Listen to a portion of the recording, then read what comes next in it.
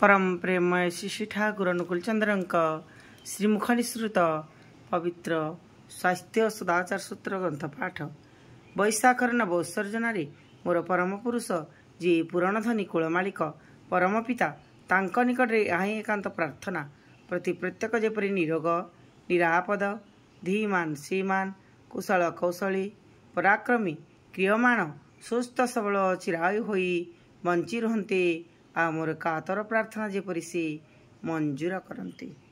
स्वास्थ्य सदाचार सूत्र केवल मात्र परिशुद्ध सत्तापोषणी आहार को ही सदाचार कहती नहीं,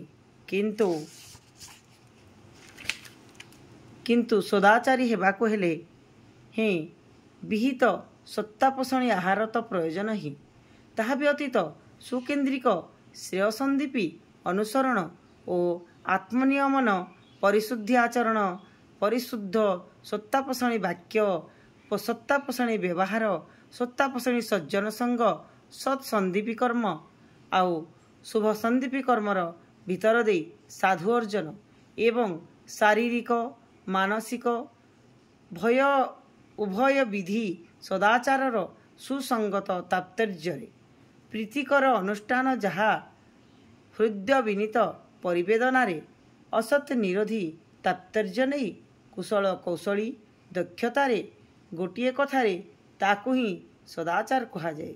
एपरी सदाचार ही सर्वत्र भावरे श्रेय संदीपी। जय गुरु।